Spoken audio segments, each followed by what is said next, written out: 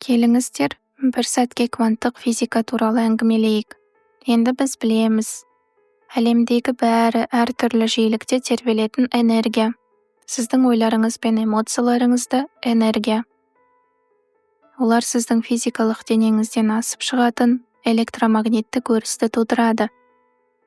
Кванттық физика бақылаушы бақыланып жатқан нәрсеге әсер ететінін көрсетті.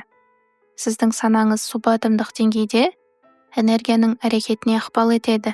Бұл дегеніміз, сіз назарыңызды қайда бағыттасаңыз, ол шынайы физикалық әлемге әсер етеді. Тек метафоралық тұрғыда емес, шынымен. Әр таң сайын осы 7 минутты өзіңіз қалаған болашақты. Ол қазірдің өзінде орын алғандай етіп сезінуге арнағанда, сіз жай ғана психологиялық жаттығу жасап отырған жоқсыз. Сіз кванттық өріске нақты бір электромагниттік сигнал жіберіп отырсыз. Сіз өріспен оның тілімен, энергия мен сезім тілінде сөйлесесіз. Сондықтан да сезім, сіздің таңғы практикаңызда соншалықты маңызды. Қалағаныңызды тек визуализациялау жеткіліксіз. Сіз оны сезінуіңіз керек. Эмоция, қозғалыстағы энергия. Бұл сіздің ойларыңызға шығармашылық күш беретін энергия. Сіз айқын ниетті, ойды, асқақ эмоциямен, сезіммен үйлестірген кезде, дәл кванттық физиктер сипаттайтын нәрсені жасайсыз. Сана шындыққа ықпал етеді. Сіз өз өміріңізді жасаудың қатысушысына айналасыз. Көптеген адамдар бүкіл өмірін жүргізуші емес, жолаушы сияқты өткізеді. Олар жағдайларға, басқа адамдардың энергиясына жауап береді және қоғам мен мәдениеттің ағысымен ағады. Олар басқаша жасауға күші бар екенін түсінбейді. Сіздің 7 минуттық таңғы практикаңыз өміріңіздің рөлін өзіңіз басқаруыңыз. Бұл сіздің ғаламға мәлімдеуіңіз. Мен кімге айналып жатырмын?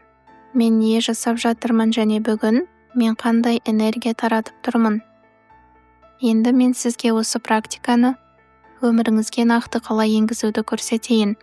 Біріншіден, ұйықтар алдында нақты шешім қабылдаудан бастаңыз. Бұл тек қана сағат қою емес, бұл ұйықтар алдында өзіңізбен сөйлесу. Айнаға қараңыз да айтыңыз. Ертең таңертең мен күнімді өзім жасаймын. Күн мені емес. Бұл мәлімдеме маңызды, сіздің бейсанаңыз тыңдап тұр. Ұйықтап жатқанда миыңыз осы ниетті өңдеп, таңғы практикаңызды қолдайтын нейрондық жолдарды дайындайды. Ұлы спортшылар да өз өнерін болар алдында ойша елестетеді. Сіз де дәл солай жасайсыз, таңғы жетістігіңізді ол орын алмай тұрып ойша қайталайсыз. Көптеген шәкірттерім төсегінің қасында шағын қағаз ұстайды. 7 минут бәрін өзгертеді. Бұл олардың ұйықтар алдындағы соңғы және оянғандағы алғашқы көргені. Бұл визуалды белгі, көзіңізді алғаш ашқанда, ескі бағдарлама үстемдік алғысы келетін әлсіз сәтте, сіздің түнгі ниетіңізді нығайтады. Екіншіден, сағатты әдеттегіден 15 минут ертерек қойыңыз. Мен практика 7 минут қана алады дедім, бірақ ұйқыдан толық оянып шығу үшін уақыт керек. Осы өтпелі бірнеше минут өте маңызды. Ұйқыдан практикаға бірден өтпеңіз, миыңызға күйін ауыстыру үшін сәт қажет. Бөлмені біртіндеп жарықтандырып, миға табиғи ояну сигналы беріледі. Үшіншіден, практикаға арналған арнайы орын жасаңыз. Бұл үшін күрделі медитация бөлмесі қажет емес. Қарапайымдылық жиі жақсырақ, ыңғайлы орындық немесе жастық, тыныш бұрыш жеткілікті. Маңыздысы бұл орын тек таңғы практикаға арналсын. Миыңыз физикалық ортаға ассоциациялар құрады. Сіз үнемі бір орында практиканы қайталаған сайын ми ол жерді назар, ниет және эмоциямен байланыстырады. Уақыт өте келе жай ғана сол жерге отырудың өзі миыңызды қажетті күйге әкеледі. Бұл орынды таза және алаңдатқыш нәрселерден бос ұстаңыз. Ешқандай төлем қағаздары, істер тізімі немесе күнделікті міндетті еске салатын заттар болмасын.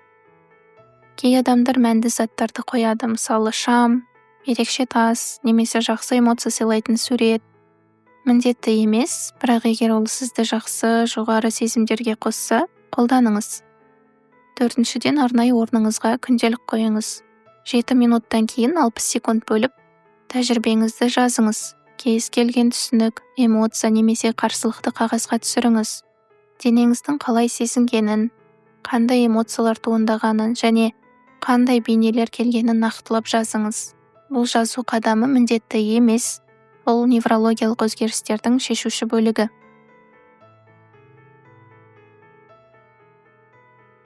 Жазу әрекеті сіз қалыптастырып жатқан жаңа нейрондық үлгілерді физикалық тұрғыда бекітеді. Ол тәжірибеңізді көзге көрінбейтін аймақтан физикалық әлемге әкеледі. Уақыт өте келе, күнделік сіздің трансформацияңыздың жазбасы болады. Байқамайтын үлгілерді көрсетеді. Кейбір күндер терең сезілсе, кейбірі қалыпты болады. Барлығын ешқандай бағалаусыз жазыңыз. Қалыпты көрінген күндер көбінесе санаңыздың астында ең терең жұмыс жүріп жатқан сәттер. Бесіншіден, бұл өте маңызды. Практика біткенге дейін телефон, компьютер, теледидар немесе басқа құрылғыларға мүлде қарамаңыз. Құрылғыға көз салған сәтте миыңыз сыртқы ықпалдарға өзінің химиялық процестерін беріп қояды. Көптеген адамдар таңертең телефонға қарағанда не болатынын білмейді. Миыңыз бірден реактивті бета күйге ауысады. Сізде әп-сәтте түрлі энергиялар, міндеттер, мәселелер жан-жақтан қысады. Күніңіздің энергиясын әлі реттемей жатып, әлем сізге не тастаса, соны қабылдап қойдыңыз.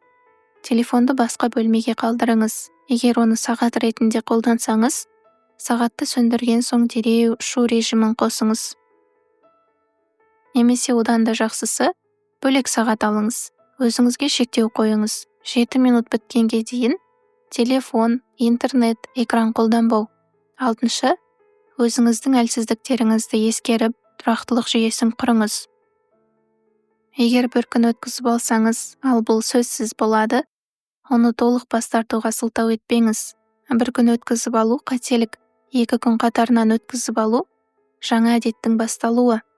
7. Осы практиканы ұстанатын ортақ ниеті бар қауым, орта табыңыз немесе құрыңыз. Миымыздағы айна нейрондар жүйесі бізді айналамыздағы адамдардың энергиясымен автоматты түрде синхрондайды. Сіз осы жұмысты істеп жүрген адамдармен байланысқанда, қолдау өрісін құрып, жеке практикаңызды күшейтесіз. 8. Өз трансформацияңызды объективті өлшемдермен қадағалаңыз. Практиканы бастамас бұрын, қазіргі жағдайыңызды бағалаңыз, өмірге қанағаттану деңгейін, энергия деңгейін, қарым-қатынас сапасын, стрессті 1-ден 10-ға дейінгі шкаламен бағалаңыз. Егер маңызды болса, физикалық көрсеткіштерді өлшеңіз. Қан қысымы, тыныштықтағы пульс, салмақ, күніне қанша рет ашуланатыныңызды, алаңдайтыныңызды немесе қорқатыныңызды жазып отырыңыз. 9. Трансформацияның 3 болжамды кезеңіне дайын болыңыз. Алдымен әдетте алғашқы 30 күнде жаңа нәрсенің қызығы мен ынтасын сезесіз. Практика жаңалық әрі мотивация береді. Бұл уақытша екенін біле тұрып, осы толқынды ұстаңыз. Орта кезең әдетте 30-дан 90 күнге дейін. Адамдардың көбі дәл осы кезде тастап кетеді. Жаңалық кетіп қалған, бірақ нәтижелер әлі толық шықпаған. Бұл трансформация кезеңі сіз кім болғыңыз бен кімге айналып жатқаныңыздың арасындағы кеңістік. Дәл осы сәтте табандылық ең қажеті. Соңғы кезең 90 күннен кейін практика жай ғана істейтін нәрсе емес, сіздің болмысыңызға айналады. Қарсылық азаяды, ал сыйақы көбейеді.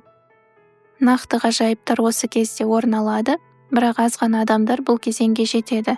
Өйткені ортадағы қиын кезеңде бас тартып қояды. Соңында бұл практикаға әрі ғылыми дәлдікпен, әрі шынайы беріліспен қараңыз. Уақыты, орны, құрылымы жағынан нақты болыңыз. Бірақ нәтижелер қандай болуы тиіс деген байлануды жіберіңіз. Сіздің аналитикалық санаңыз өміріңіздің қалай өзгеретінін барлық жолын елестете алмайды. Ұямен күтпеген сыйлықтарға орын қалдырыңыз.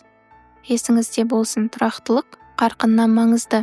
Аптасына 1 рет 2 сағаттан гөрі Күн сайынғы 7 минут ұзақ мерзімді өзгеріс әкеледі. Қайталанып отырған шағын әрекеттер миыңыздың физикалық құрылымын өзгертеді. Бұл жай ғана мотивациялық риторика емес, бұл нейробиологиялық факт. Бұл 7 минуттық практика жай ғана істер тізіміндегі кезекті пункт емес. Бұл сіздің автопилотта өмір сүруден бас тартқаныңызды мәлімдеуіңіз. Бұл реакция емес, шығармашылық таңдауыңыз. Бұл сіздің өмірдің авторы, құрбаны емес екеніңізді бекіту. Бұл практика проблемаларыңызды жоғалтуға арналмаған. Ол сіздің энергияңызды жоғарғы деңгейге көтеру үшін, қиындықтарға биік сана күйінен жауап бере алуыңыз үшін. Сол биік күйден сіз бұрын көрмеген шешімдер пайда болады. Проблемаларыңыз ғалам сізді жек көргендіктен емес, сіздің емделуге, күшеюге немесе өзгертуге мұқтаж қырларыңызды көрсеткендіктен бар. Бұл практиканы қолдана отырып, қиындықтарға деген көзқарасыңызды өзгертсеңіз, олар бөгет емес, мүмкіндік болып шығады. Шындығында көптеген адамдар өмір бойы өз болмысын жасауға шамасы барын аңғармайды. Олар өмірге жауап берумен ғана айналысады. Артқа шегініп, оны белсенді түрде жасай алатынын аңғармайды. Өткенмен қатты байланысып қалғаны сонша басқа болашақты ойша құра алмайды. Бірақ сіз енді бұрынғыдай емессіз. Өйткені білдіңіз, өмір сізге тек сырттан келетін жағдай емес. Ол сізден туындайды, ойыңыздан, сезіміңізден, энергияңыздан. Күн сайынғы 7 минут трансформацияны бастау үшін жеткілікті. 7 минут өткеннен келген автоматты бағдарламаны тоқтату үшін. 7 минут өріске жаңа сигнал жіберу үшін. 7 минут жаңа адамға айналу үшін. Ертең таңертең бастаңыз. Жоқ, бүгін кештен бастаңыз. Ертеңгі таңға ниет қойып. Мінсіз уақытты күтпеңіз. Мінсіз уақыт ешқашан болмайды. Қалауыңыздың болуын күтпеңіз. Сезімдеріңіз өткен бағдарламалаудың нәтижесі. Қазір бастаңыз. Қай жерде болсаңыз да сол жерден бастаңыз. Не бар, сомен бастаңыз. Жай ғана бастаңыз. Өйткені 1 жылдан соң бәрібір бір жерге жетесіз. Сұрақ: ол бұрынғы бағдарламаларыңыз апаратын жер ме, әлде жаңа ниетіңіз көрсеткен бағыт па? Әр таңғы 7 минут әдеттегі өмір мен ойдағы өмірдің айырмасы. Реакция өмірі мен шығармашылық өмірдің айырмасы. Бұл сіздің сәтіңіз. Бұл сіздің мүмкіндігіңіз. Барлығын өзгертуге 7 минут қана жеткілікті. Осыған дейін, осыдан кейін де, дәл қазіргі сәтте де таңдау әрдайым өзіңізде болды. Ертеңгі алғашқы 7 минутыңызды қалай өткізесіз?